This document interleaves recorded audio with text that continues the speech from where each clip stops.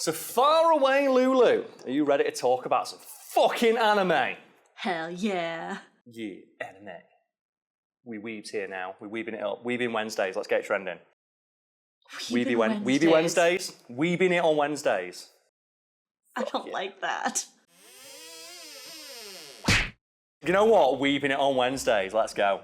Let us know in the comments if you like weebing on Wednesdays when we do Wiki Weekends about weebing. So do you like morbing became like a verb and everyone's like, yeah, I'm morbing. And it's like, you know, an all-purpose word. Can we get weebing like that? So what have you been up to this week? I've been weebing. No. So you have been watching anime, been weebing. So far away, Lulu. What particular anime are we talking about today? My Hero Academia. Now, in which character from My Hero Academia are we talking about? The only one that matters. Shoto Todoroki. And as a disclaimer here, we've actually recorded this video before, but due to a technical issue, lost the footage. So we're re-recording this, and it's one of the few times we've ever done that. And the reason we're doing so is why, Lulu? Because he's my favorite. He is your favourite, yes. And you love My Hero Academia. And also, there's a lot to talk about in My Hero Academia. But first, without further ado, for people who maybe don't know anything about Shoto Todoroki, we'll start with his biographical information, which includes his kanji name, which I can't pronounce, his romanji name, which is Todoroki Shoto, and his alias, simply Shoto. And what is the significance of that? Because I'm aware of the word Shoto, but I don't know what it means. It's often used in fighting games to refer to like just the basic character, like Ryu is a Shoto, as is Ken and all the others of his ilk. Like they have a base set of moves that seems like, no, the base default character onto which other characters' moves are built. So does Shoto have any significance here? I have no idea. So like, a big thing it has with name meanings in Japanese is what is the Chinese character? Okay. So like off the top of my head, because yeah, actually, sorry, I don't consume a lot of like fighting media. Okay. I actually wouldn't know. Because I know that like every character's name in My Hero Academia has some sort of like double meaning to it, and usually it's quite punny or amusing. Very similar to Dragon Ball in that way, isn't it? Like, isn't there the character whose name literally translates like steel or something like that? Oh, in My Hero, yeah, Tetsutetsu. So his name is just steel, because his power is just like steel upon steel. And then you have like Bakugo, whose name translates like I have all the power, explode, murder, or something like that. Anyway, so his birthday, January 11th. Oh, New Year, baby. Age, 15, first appearance, 16 current. Gender, male, and then some according to Lulu. Height, 5'9". So Shoto is a short king confirmed. And then hair colour, white on the right side, crimson on the left side. And I feel that Shoto kind of gets away with what might be one of the most cringy, edgy tropes in media, but more popularly in anime, which is like the asymmetrical design. Like, you know, the light half and the dark half. Like, that's the thing that's really difficult to do well because it's so cliche at this point. And I feel it all started with that guy from Naruto with like the weird glowy eye. Who's that?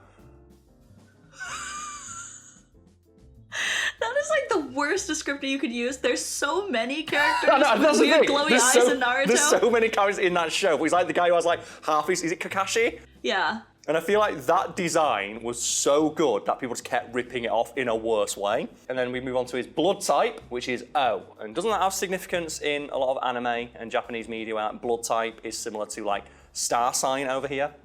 Yeah, kind of. So like there's certain traits that are like associated with blood type, and honestly, I don't pay attention to it that much. But it is a thing, isn't it? Because if anyone's ever wondered why like near enough like every Japanese game always lists the blood type of the character on their bio, despite there being something you wouldn't give a shit about, that's why. It's similar to like star signs and things of that nature, where you know it is believed by some that it can influence or is indicative of your personality in some way. And then the quirk, which is probably the most important thing, half cold, half hot, and I love how boringly named Shoto's quirk is, given how fucking powerful it has the potential to be. It's like, he's theoretically one of the strongest people on the entire show, and it's something we've talked about on the channel many times before. I'm going to talk about it again if people maybe don't remember this from a previous video, which is having the ability to generate cold is stupid, broken OP, and no media addresses that. Because when you have the ability to create cold, you're not making things cold, you are removing energy from the atmosphere and surrounding area. That is stupid broken OP because everything has energy, meaning you can affect literally everything in existence. And Faraway Lulu, do you have like a favorite representation of Shoto's powers in the show? Whether it be his half hot or half cold side? Oh gosh, I can't get over like just in the tournament arc, that bit where like his dad pissed him off so badly. And then he goes against that kid with tape who comes out of his elbows. And he just absolutely explodes. Don't you think you went overboard? Tell the truth, Thero. Can you move at all? Are you kidding? Obviously not. Sorry. It was a bit much. I was angry as all. A detail that I noticed that I thought was kind of cute is, you know, the whole reason he throws this tantrum is because his dad wants him to use his fire powers, but he refuses to use his fire powers. But you can see him melting Zero out of the ice. So, like, he does use his fire powers, but just not for offense. Yeah, he'll use them like defensively or to help someone, but not when it comes to harming someone. And I think that's a trait of his character that is really interesting, and they kind of move past it too quickly. I feel like that could be a really interesting dynamic to his personality of him refusing to use that side of him. And then it's like, I said in the tournament arc, just he gets yelled at and he's like, oh shit, yeah, I can just use both. It's my power, not his. Yeah, but he's still, like, kind of unsure about it. I don't know, I thought they did it pretty well. We're like, okay, sure, for that one fight he's suddenly okay, but then just afterwards he feels kind of weird about it still. Yeah. And I was like, I get that's that. pretty good.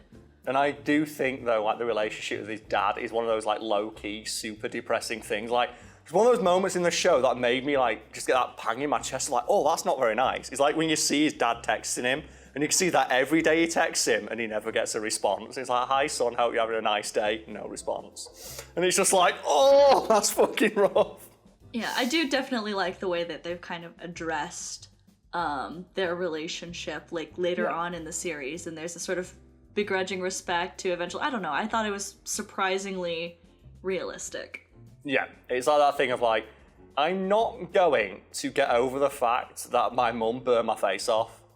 That's the kind of thing that sticks with a child. Of like when my mum did like a 3-hit combo on my face with a fucking kettle. That shit's gonna take some time to heal, both emotionally and physically. That's what happens.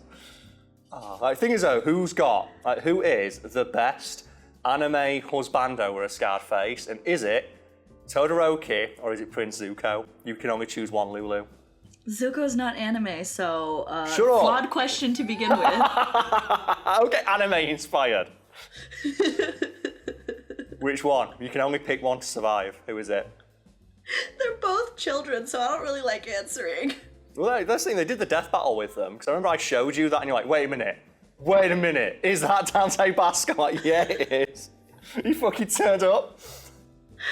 Oh, I love Dante Basco. He's just such a good sport. Like, some celebrities really hate, like, doing the same thing over and over again, whereas other celebrities really seem to just enjoy their, like, roles being such an integral part to people's lives, and Dante Basco really seems to enjoy the fact that Jake Long, Zuko, and Rufio from Hook seem to be like such big things in people's lives. You are, though, forgetting his best role, and that is of Bones Hype Man in the martial arts extravaganza, Blood and Bone, where he just wears like a Lee Shaolin jacket and just screams at the top of his voice about this big buff dude beating people up in Tim's. And it's fucking great. Put a clip in of Dante Basco from Blood and Bone. It's great. My man Boner wrecked shop on your punk ass spiders, man. 2 at a time, bitches. 2 at a time. Pay me. I forgot you made me watch that movie. I made you watch it because he's in it and you're like, I can't believe he did this. And I'm like, I can't believe he did it. And he took it so fucking seriously. And it's about just this guy who beats everyone up. And anyway, Lulu, we have several sections here to get through. We have personality, and then the one that everyone wants, which is powers and abilities. So what would you like to cover? Let's go with personality. I'm curious how they've written it.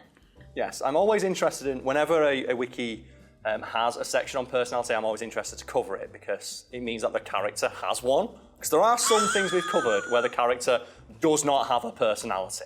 Or if they do, it's a very shallow one. So Shoto originally had a cold, really aloof personality which stemmed from his abusive upbringing and complicated family life is one way of putting it.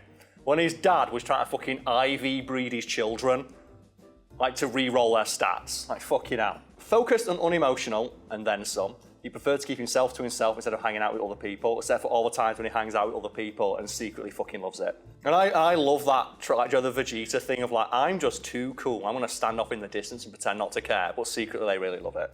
And do you have any like favorite awkward Shoto moments we can put in? Okay, sorry, 2 just came to mind immediately. The one where he just straight up goes to Deku and he just asks him, like, in all seriousness, are you All Might's illegitimate child? Like, you have his exact powers. That's kind of weird. And then, also, gosh, he made Yaoyorozu cry. Like, she had like a moment where she's crying and he's like, oh my god, are you okay? And he's like suggesting different things for like nausea for her. And just completely oblivious to like the character arc she just had in her head. And he's just like, are you okay? You good?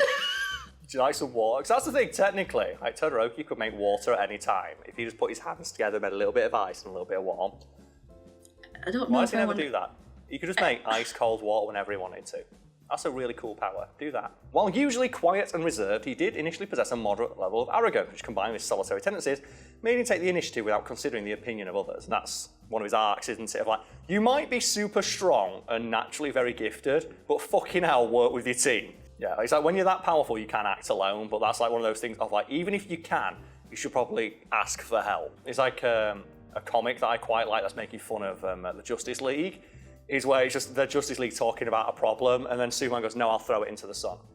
He goes, no, but like, you know, there's a problem. He's like, no, I'll walk in, and I will throw it into the sun. It's like, but what about, it's like, if there's any problems, I will punch the thing, and then I will throw the problem into the sun. And the Justice League are like, well, what do we do? And it's like, well, if there's kryptonite, you figure out how to get the kryptonite away so that I can throw the problem into the sun. It's like that thing, like, we all have a role to play here, and your role is keeping things away from me as I solve the issue. So, like, one of my favourite just lines that I will live rent-free in my head forever is in Red Dwarf, where they're having a conversation like, okay, there's an issue we need to solve, let's all work together. And one of the characters makes a silly suggestion. And the character Rimmer just says, I think everyone here can bring something to this conversation. And I think you should most bring is silence. And then just continues talking. It's like, that is such a good line. We can all bring something to this conversation, and what you should bring is silence. It just says here that while he initially resents and has a deep loathing for his fire abilities, as it symbolised his father's wickedness towards him, he does eventually learn to control and harness said powers. Which again is his arc, isn't it? And it's one of those very film schooly things that his personality is literally the fire and ice. Like, he's hot and he's cold. He's Katy Perrying it all up in this bitch. And the show is, for the most part, competently written, but it does have those flashes of genius in it. And I think it's me and you where we spent, an entire evening talking about like the 2-minute section where they discuss Twice's backstory, talking about how that is a plot line for a fucking phenomenal horror movie. And it's just a 2-minute throwaway gag in this anime about people punching each other with superpowers. You don't explain Twice's backstory. It's fucking... I could not stop thinking about it. Because it fucked me up so much, like just the wider consequences of what that man's life is. Yeah, so, I mean, I guess for those of you who don't know, so there's a villain who comes on in the show named Twice. And as their name implies, they can duplicate objects. As long as they know the dimensions of a thing, they can generally copy it. The way that their powers usually are shown are with them duplicating people. And he just cold hard, steadfast says, I do not duplicate myself. I do not duplicate myself. And then you're thinking, okay, I guess they don't duplicate themselves. Maybe something weird happens. And it turns out they used to duplicate themselves all the time. But then they did it so much that the duplicates started fighting with each other as to who was the real one. Mm-hmm. And then slowly they started murdering each other until only one was left. And the one that's left, he's not entirely convinced that he's the real one.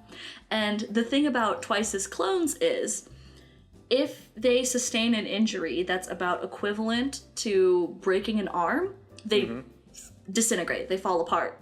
So this whole time, this man has been walking on eggshells at the slight possibility of, if I get an injury that is that serious, I could just die. Then there's no more of us, because he's not entirely convinced he's the real one. And that's all told in like a 2-minute flashback that they play for a joke. And it's a weird thing to experience when you're watching this show about superheroes fighting each other, and then it just comes to a dead stop and says, okay, now here's 2 minutes where we're going to just introduce the most existential crisis-inducing thought process ever and make you think about it while the episode just proceeds to not address it ever again. And you're just there like, what the heck? No, you can't just ignore that. That is so weird. We need to know what goes on, and then the payoff to it is amazing. And you want to mention that? Because I don't think it's a spoiler now, because it's been 6 months since the airing of the episode. I mean, yeah, so essentially then the guy, like, ends up breaking his arm and then realizing, holy shit, I am the real one. Okay, fuck this. And then he just clones a fuck ton of himself. Just clones like 1 million of himself at once, because he's basic. It's his Super Saiyan moment, isn't it? Yeah, and I think they called it, what is it, the Sad Man's Parade? And I was just like, holy shit. Just the Reddit maneuver, just the sad man parade. Oh, it was just that thing of like, a 2-minute flashback is one of the most interesting horror concepts I've seen in like 10 years. And it's just a backstory for this side character that I didn't think I cared about until he ends up being the person I care about the most. They have that entire arc where it's just, oh, here's all the villains, and we're going to tell you all their backstories, and they're all incredible. And they all go through, like, Super Saiyan power-up moments during that arc, to, like, because I think they needed to, because they realised, oh, the villains are pretty good, but they can't compete with what the main characters have been up to for the last couple of weeks. They basically go to an area of the country to farm XP against, like, low-level non-characters, and they all get their power up. Like, you have the guy who like just disintegrates people, and he gets to the point where he's just like wiping his hands out and just obliterating people from existence. It's like, the fuck? Oh, but bringing it back to Shoto, we're going to talk about his overall abilities. And do you think he's probably one of the strongest characters in the show? Because I think he's just based on the fact he can control ice, as I've explained. Like, that power alone makes him potentially one of the strongest characters like in the entire show, if he ever fully realizes what he can do. I definitely think he's one of the strongest, but I am really afraid that he's going to get Worfed. And people don't know what the term Worf means, and it comes from Star Trek, where the character of Worf, who is shown to be a strong and capable warrior, repeatedly gets their ass kicked to establish that someone else is a threat. And if that keeps happening, it means that the character's like identity as the tough one kind of gets diminished because they keep getting beaten by whatever the threat of the week is. And if they ever do that to Shoto, I'll be kind of annoyed because his power set is like so powerful on paper, like the things he can do. The whole idea of him having the half hot, half cold is that you can use an infinite amount of either as long as you can control them. Essentially, yeah. And I mean, I'm hoping, because like they've kind of addressed it before in the sense that his like physical, they often do this, I guess, with like caster types, that their physical body and their hand-to-hand combat tends to not be the best. And that's how people can get to them, if they can get in between like his shooting radius and like get close to him. That's usually the weakness that they go for. I just hope that they don't like lopside it too much, or like that. The one I found myself kind of getting annoyed with was when, gosh, he was taking that makeup exam or whatever. No, it wasn't the makeup exam. It was the first time they took the exam, and he failed it because he kept fighting with the wind guy. And I was just like, that feels so out of character. Like, I guess they're showing like, oh, he's developing a little bit more personality and branching off from just being like a cold kind of jerk type, and they're trying to like, okay, now he feels different things and can be personally affected by things a bit more. But like letting something that stupid get to him was just kind of weird to me. I was like, oh man. Also as well, just fire a giant beam of flame and ice at everything. There's very little in that world that fire can't fix. So here's the thing I've learned about fire. It hurts a lot, and very few things are immune to being set on fire. And if they are, more often than not, they can usually be harmed by being frozen. Like, there's almost nothing on Earth that can survive either of those things. And do you have like a favourite fire thing that he does?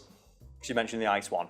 So, something that ended up tickling me, but I think it was just like my own imagination more than anything, was like, you know, they were at the training camp?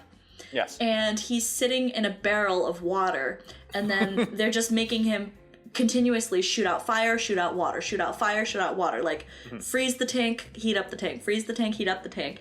And I'm just thinking, I'm like, man, I wonder if that's like the metaphysical equivalent of, you know, rubbing your tummy and patting your head at the same time. It might be, because, you know, it's like he has a power set that nobody else has on Earth, and they require like very different things to do. Like even just in the most literal sense, like the toll they take on his body is dramatically different. Like one heats it up, one cools it down, and on paper they should cancel each other out, but only if he uses them the exact same amount.